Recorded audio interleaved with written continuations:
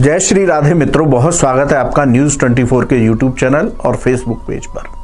मैं हूं हरि गोपाल शर्मा। मित्रों, आज के टॉपिक में हम बात करेंगे गंगा दशहरा महापर्व के बारे में। गंगा दशहरा पर्व का क्या महत्व है और इस दिन हमें क्या दान करना चाहिए, कितनी संख्या में दान करना चाहिए, किस तरह से गंगा स्नान करना चाहिए। मित्रों, ज्येष्ठ मास के शुक्ल पक्ष की 10वीं तिथि शास्त्रों में परम कल्याणकारी तिथि बताई गई। ज्येष्ठ मास के शुक्ल पक्ष की 10वीं तिथि को मां गंगा की पूजा की जाती है। गंगा दशहरा पर्व मनाया जाता है। इस बार 20 जून को गंगा दशहरा का महापर्व मनाया जाएगा। इस बार 10वीं तिथि 19 जून को शाम 6:50 से शुरू हो जाएगी और 20 जून को शाम 4:25 तक रहेगी। उदयात में जो तिथि होती है, सूर्योदय के समय जो तिथि होती है, उसको पूरे दिन माना जाता है। इसलिए 20 जून को इस बार गंगा दशहरा का महापर्व मनाना परम कल्याणकारी रहेगा। मित्रों, मां गंगा देवलोक से प्रकट हुई। ज्येष्ठ मास की शुक्ल पक्ष की 10वीं तिथि को मां गंगा भगवान शिव की जटाओं से निकलकर पृथ्वी पर आई। हम सबके कल्याण के लिए मां गंगा धरती पर अवतरित हुई। शास्त्रों में मां गंगा की महिमा का अलौकिक गान किया गया है। मां गंगा परम कल्याणकारी है। गंगा का जल जीवनदायिनी है। इसलिए हम गंगा दशहरा का पर्व मनाते हैं। इस पर्व को पूजा के साथ गंगा की स्वच्छता का संकल्प भी लेना चाहिए। हमें गंगा को गंदा नहीं करना चाहिए।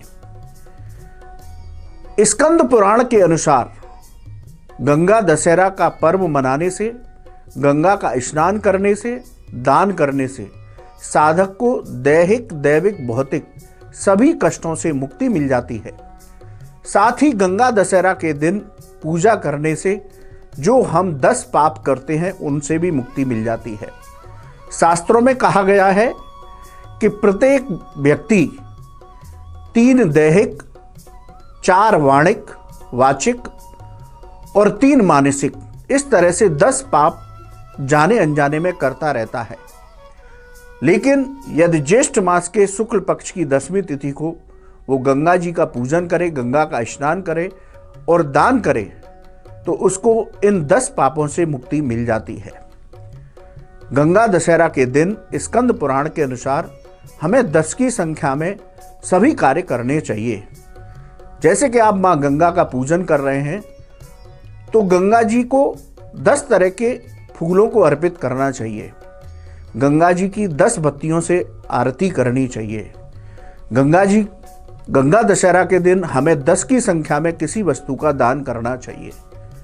इस तरह से दान करने से साधक को परम कल्याण की प्राप्ति होती है। गंगा दशहरा के दिन गंगा स्नान करने से या गंगा जी का स्मरण मात्र करने से साधक को मोक्ष की प्राप्ति हो जाती है।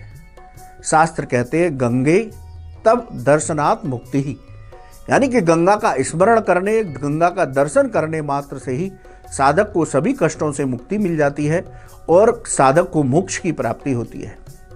भगवान श्री हरि के श्री चरणों से प्रकट हुई मां गंगा, ब्रह्मा जी के कमंडल से प्रकट हुई मां गंगा, देवलोक से मां गंगा धरती पर आई हम सभी के कल्याण के लिए। इसीलिए मां गंगा का स्नान परम कल्याणकारी स्नान माना गया। गंगा का स्नान करने का विधान बड़ा सरल है। जब भी आप गंगा स्नान करने जाएं तो इस बात का विशेष ध्यान रखें कि गंगा में पैर डालने से पहले उसका आचमन करना चाहिए और गंगा जल को अपने सिर पर डालना चाहिए और वहीं घाट पर स्नान करने से पहले मां गंगा से प्रार्थना करनी चाहिए, हे गंगा, हे मां गंगा, आप मेरा कल्याण करें, मेरे पूर्वजों का कल्याण करें। इस तरह करने के बाद ही गंगा स्नान शुरू करना चाहिए। गंगा दशहरा के दिन हमें अपने पूर्वजों का, अपने इष्ट देव का, अपने गुरुदेव का ध्यान करते हुए कम से कम 10 डुबकी अवश्य लगानी चाहिए। गंगा स्नान करने के बाद कभी शरीर को पोंछना नहीं चाहिए। गीले ही शरीर से वस्त्रों को धारण करना चाहिए। शास्त्र कहते हैं कि गंगा स्नान करने के बाद शरीर से जो जल की बूंदें धरती पर गिरती हैं, उनसे पूर्वजों को शांति प्राप्त होती है। इसलिए गंगा स्नान करने के बाद शरीर को पोंछना नहीं चाहिए। गंगा दशहरा के दिन हम सभी को माँ गंगा की आराधना करनी चाहिए। माँ गंगा का पूजन करना चाहिए पंचोपचार विधि से। और सरल मंत्र है ओम गंगा देव्यै नमः, ओम गंगा देव्यै नमः। इस मंत्र की जितनी सामर्थ्य हो उतना जप करना चाहिए। गंगा दशहरा का पर्व हमें न सिर्फ पापों से मुक्ति दिलाता है बल्कि मोक्ष की प्राप्ति कराता है।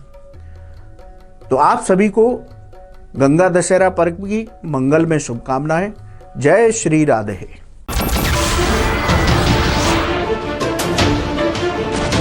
नमस्कार, मैं हूं मानक गुप्ता। अगर आपको हमारा ये वीडियो पसंद आया हो तो इसे लाइक और शेयर जरूर करें। और हां, हमें सब्सक्राइब और फॉलो करना ना भूलें ताकि आप देश और दुनिया की कोई खबर मिस ना करें। तो जुड़े रहिए हमारे साथ और देखते रहिए News 24।